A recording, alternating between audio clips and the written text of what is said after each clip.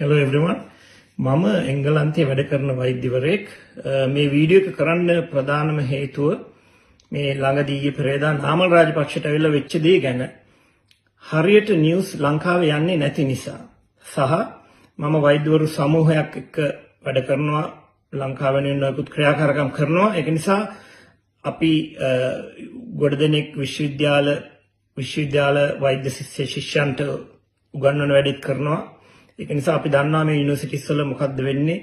ඒ වගේම අපේ සමූහයේ ඉන්නවා කේම්බ්‍රිජ් යුනියන් එකේ හිටපු යුනියන් මෙම්බර් කෙනෙකුත් විකිරණශීලී විශේෂඥ වෛද්‍යවරයෙක්. ඉතින් ඒක නිසා මම හරි නිවුස් එක දෙන්න තමයි මොකද්ද ඇත්තටම උනේ කියන තමයි මේ වීඩියෝ එක කරන්න හිතුවේ. දැන් ඉස්සෙල්ලාම නාමල් රාජපක්ෂට මේ ඉන්විටේෂන් එකක් හම්බුණාද?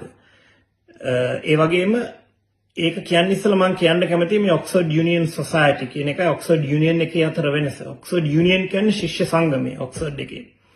ඒ ශිෂ්‍ය සංගමය ඔක්ස්ෆර්ඩ් විශ්වවිද්‍යාලයත් එක්ක අනුබද්ධ ආයතනයක්. ඔක්ස්ෆර්ඩ් යුනියන් සොසයිටි කියන්නේ ශිෂ්‍යයන්ට ඩිබේට් කරන්නම තියෙන සොසයිටි එකක්. ඒක කිසිම සම්බන්ධයක් නැහැ ඔක්ස්ෆර්ඩ් විශ්වවිද්‍යාලයට. නමුත් අර ඔක්ස්ෆර්ඩ් කියන ප්‍රෙස්ටිජියස් විශ්වවිද්‍යාලයේ ශිෂ්‍යයන් විසින් කරන විවාද කරන සංගමයක් හින්දා මේක බොහොම ප්‍රසිද්ධයි. මේකට ඉතින් මේ දෙකේ වෙනස අඳුර ගන්න ඕනේ. අපි ඒතර ඔක්ස්ෆර්ඩ් යුනියන් සොසයිටි එකට තමයි සාමාන්‍ය ස්පීකර්ස්ලට ඉන්වයිට් කරන්නේ. එතකොට කොහොමද ඉන්විටේෂන්ස් යවන්නේ කියන එක වැදගත්. එතකොට කාවද මේගොල්ලෝ ඉන්වයිට් කරන්නේ කියන එකත් වැදගත්. ඉන්විටේෂන්ස් යවන්නේ usually ඒකේ ඉන්න ඒ සංගමේ ඉන්න සමාජික ශිෂ්‍යයන්ට පුළුවන් ඉල්ලන්න. මෙන්න මේ වගේ ආව ගේන්න කියලා. එතකොට එහෙම ඉල්ලීම් කිහිපයක් එනවා. එක්කෙනෙකුට දෙන්නෙකුට සමූහයකට එක්කවලා ඉල්ලන්න පුළුවන්. එතකොට ඒ ස්ටෑන්ඩින් කමිටි කියලා එකක් තියෙනවා. ඒකෙන් තමයි ඩිසයිඩ් කරන්නේ කාවද ගන්න කියලා. ඒතකොට අපිට දැනගන්න පුළුවන් විදිහට ශිෂ්‍යෙක් දෙකේම කේම්බ්‍රිජ් සහ ඔක්ස්ෆර්ඩ් වල දෙකේම මෙහෙම ඉල්ලලා තියෙනවා නාමල් රාජපක්ෂව ගේන්න කියලා. ගේන්න කියලා ඉල්ලුවට පස්සේ ඒකට සපෝට් එකක් කරන වශයෙන් නාමල් රාජපක්ෂගේ ඔය සපෝටර්ස්ලා මෙයාව ගන්න සපෝට් කරන්න කියලා සපෝටින් ඩොකියුමන්ට්ස් එවලා ඉල්ලීමකුත් කරලා තියෙනවා. සාමාන්‍යයෙන් ස්පීකර්ස්ලා මේකට එන අය එහෙම ඉල්ලීම් කරන්නේ නැහැ. හුඟක් වෙලාට ඒගොල්ලන්ව ඉන්වයිට් කරලා දවස් වෙන් කරලා බොහොම අමාරුවෙන් තමයි ගෙන්න ගන්නේ. එන හැටියට. දැන් ප්‍රශ්නේ තියෙන්නේ ඇයි මේ ඔක්ස්ෆර්ඩ් කේම්බ්‍රිජ් වගේ එකක් නාමල් වගේ කෙනෙකුට මේ ඉන්විටේෂන් එක දුන්නේ කියන ප්‍රශ්නේ පැන නගිනවා. ඒක අපිට දැනගන්න පුළුවන් ගේන අය එතනට ගේන්නේ අර සමාජයේ පිළිගත්තු යම් ස්තරයක ඉන්න අය සහ දේශපාලනඥයෝ විද්‍යාඥයෝ පමණක් නොවේ. දාමරිකයෙන්වත් ගෙන්නනවා. ඒකට හේතුව තමයි හැම විදිය පුද්ගලයෙක් එක්ක මේ ශිෂ්‍යයන්ට එක්ස්පීරියන්ස් එක දෙනවා වාද විවාද කරන්න.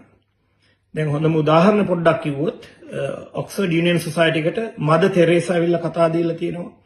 එතකොට දලයි ලාමා ඇවිල්ලා තියෙනවා. මැල්කම් එක්ස් ඇවිල්ලා තියෙනවා. ඒ වගේ නොයෙකුත් ගොඩාක් ප්‍රසිද්ධ ජනාධිපතිවරු අගමැතිවරු ලෝකෙ පුරා ඇවිල්ලා කතා දීලා තියෙනවා. ඒ වගේම තමයි මේ ළඟකදී ගෙනාව ටොමි රොබින්සන්. මම අපේ එංගලන්තයේ තියෙන අත්දැකීම් වලින් කියන්නම්. ටොමි රොබින්සන් කියන්නේ ඉංග්‍රීසි ඩිෆෙන්ස් ලීග් EDL එකේ නායකයා කොමන් තග් කෙනෙක්. දාමරිකයෙක්. රේසිස්ට් ඕගනයිසේෂන් එකක ලීඩර් කෙනෙක්. මිනිහාව හිරේ දැම්මා, කන්වික්ට් කරුවා. නමුත් ඒ මිනිස්සයවත් ගෙනාව මෙතන කතා දෙන්න. ටොමි රොබින්සන් කියන්නේ. ඒ වගේම තමයි ඔය ඉස්සෙල්ලා බ්‍රිටිෂ් නැෂනල් පාර්ටි කියලා තව ඔය වගේම රේසිස්ට් වර්ගවාදී කණ්ඩායමක නායකයෙක් හිටියා නික් ග්‍රිෆින්. එයාටත් තිබුණා එයාවත් හිරේ ගිය මිනිස්සෙක්. එයාවත් ගෙනාවා කතාවක් දෙන්න. එතකොට ඉතින් ඒ වගේ දාමරිකයෝ දැන් හොඳම උදාහරණය 2025 දී කෙවින් ස්පේසි හොලිවුඩ් ඇක්ටර් සෙක්ෂුවල් ඔෆෙන්සස් වලට ලිංගික අපරාධ වලට මේ අපරාධ තියෙන හිරේ අනේකෙන් පොඩ්ඩෙන් බේරුණු තාමත් ඒ කෝට් කේස් යන මිනිස්සෙක්. ඒ මිනිස්සයවත් ගෙනාවා. ඒතකොට දාමරිකයෝ ලිංගික අපරාධකාරයෝ ගේනවා වගේම කුප්‍රකට මිනිස්සු ගේනවා වගේම අර වගේ ප්‍රභූවරුන් මුළු ලෝකයක් පිළිගත්ත මිනිස්සුත් ගේනවා. ඔයගොල්ලෝ ඩිසයිඩ් කරන්න මේ නාමල්ල කොයි ගණේටද ඔය දෙකෙන් වැටෙන්නේ කියලා. දැන් එතකොට මෙයාට ඉන්විටේෂන් එක ලැබුණා. දැන් ඉන්විටේෂන් එක එන්නේ ඉනි තියෙනකොට මේක තමයි තියෙන ප්‍රධාන ප්‍රශ්නේ මේගොල්ලෝ ගෙනියන ෆේක් නැරේටිව් එක. ওই විපක්ෂයෙන් එක දිගට කරන ෆේක් නැරේටිව් එක. ඒ කියන්නේ ටැමිල් ඩයස්පෝරාව උද්ඝෝෂණය කරලා තමයි මේ කතාව නැවැත්තුවේ කියන එක. ඒක සම්පූර්ණ වැරදි. එහෙම ටැමිල් ඩයස්පෝරාවේ කිසිම උද්ඝෝෂණයක් මේ රටේ ගියේ නැහැ. නමුත් ඔය මිනිස්සුන්ට ඒගොල්ලෝ විරුද්ධ වුණා. ඒගොල්ලෝ නෙමෙයි අපිත් විරුද්ධ වුණා. අපිත් ඊමේල්ස් යවුවා. ඇයි මේ වගේ බේල් පිටේ ඉන්න මිනිස්සෙක්, අප පිටේ ඉන්න මිනිස්සෙක්, මරණීය මිනිමරුම් වලට චෝදනා තියෙන, හොරකම් කෙරුවයි කියලා නඩු තියෙන මේ වගේ එක්කෙනෙකු ගේන්නේ ඇයි? මේක ගේන්න එපා කියන එක ලියලා අපිත් ඊමේල් යවුවා. ඒ වගේම ටැමිල් ඩයස්පෝරාවෙකනුත් ඊමේල් යවුවා. ටැමිල් ඩයස්පෝරා එකේ තියෙන පත්තර වලින් ඒගොල්ලෝ අපු ඒගොල්ලන්ගේ විරෝධය පත්තර වලින් දුන්නා. එතකොට ඒගොල්ලන් විතරක් නෙමෙයි අපිත් යවුවා. ඒගොල්ලෝ එතකොට දැන් ප්‍රශ්නේ දැන් ටොමි රොබින්සන්ලා උදාහරණයක් වශයෙන් මේ ළඟදී ආවා කවුද ඊශ්‍රායලයේ ජනාධිපති ප්‍රයිම් මිනිස්ටර් මේ ජනාධිපති කතා කරුවා පලස්තීන් ජාතිකයෙක් කතා කරුවා. ඒගොල්ලෝ එනකොට දෙපැත්තෙන් විරෝධ වෙනවා සපෝට් වෙනවා ඔපෝනන්ට්ස් ඇන්ඩ් ප්‍රොපෝනන්ට්ස්. නාමලට කිසිම සපෝට් එකක් තිබුණේ නැහැ. විරෝධතා පමණමයි මේ රටේ තිබුණේ. ඒ අර අපේ ශිෂ්‍යයි සපෝටර්ස්ලා අරනකොට කිසි කෙනෙක් මේ රටේ අවශ්‍යතාවයක් තිබුණේ නැහැ. නාමලට විරෝධතා තිබුණා. එතකොට ඒ කමිටි එක බැලුවා. ඒගොල්ලෝ බැලුවා මේක මෙයා ගෙනියන්න සුදුසුකින්ද නැති කෙනෙක්ද. තව සහ ඒ ඩිසිෂන් එකෙන් තමයි මෙයාව කැන්සල් කරුවා. කේම්බ්‍රිජ්ත් කැන්සල් කරුවා. ඔක්ස්ෆර්ඩ්ත් කැන්සල් කරුවා.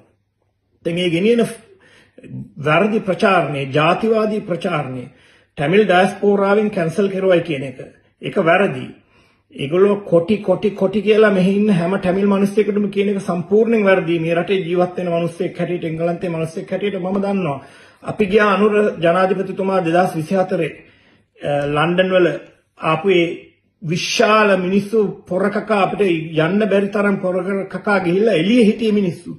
මමයි මගේ යාළුවෙක් ඇවිදගෙන යනකොට ඒ හරිය ගොඩක් දෙමළ ප්‍රජාවක් ඉන්න ප්‍රදේශයක්. මට මතකයි අම්මා කෙනෙක් ආවා. ඒ අම්මට ඉංග්‍රීසිත් බෑ, සිංහලත් බෑ. ඒ අම්මා දැනගත්තා අපි සිංහල කියලා අනුර අපෙන් පාර අහනවා අනුර ඉන්නේ කොහෙද කියලා. ඒ වගේ තමයි දෙමළ ඉන්න මෙහි මිනිස්සු ගිහිල්ලා දෙමළ සිංහල මුස්ලිම් හැම කෙනෙක්ම තමයි අම්මට සපෝට් කරුවේ. ඒක ගැන කිසි කතාවක් නැහැ. ටැමිල් කොටියන්ට කොටි කියන එක වැරදි. මෙහි කොටියන්ට සිම්පතයිස් කරන කට්ටියක් ඉන්නවා. ටිල්වින් සිල්වට ආපම ළඟදී මේ ප්‍රොටෙස්ට් කරුවේ. ඒක හරි. නමුත් ඒ ඉන්න හැම කෙනෙක්ම මෙන්න කොටි අපිට විරුද්ධ වුණා. ඒක නිසා කොටියෝ ඉන්නේ අනුරත් එක්කයි කියන බොරු කතාව යවන එක සම්පූර්ණ වැරදි. අවසාන වශයෙන් මට කියන්න තියෙන්නේ නාමල් රාජපක්ෂව කැන්සල් කරුවා 2026. නාමල්ගේ තාත්තා මහින්ද රාජපක්ෂව කැන්සල් කරුවා 2010. ඒගොල්ලන්ට උරුම වෙලා තියෙන වාර්තාව තමයි ඔක්ස්ෆර්ඩ් යුනියන් සොසයිටි එකේ තාත්තගේ පුතෙකුයි කැන්සල්ම කරලා දාපු පළවෙනි අවස්ථාව තමයි මේක. ඒගොල්ලන්ව වාර්තාවට යනවා, වාර්තාගත වෙනවා. Thank you.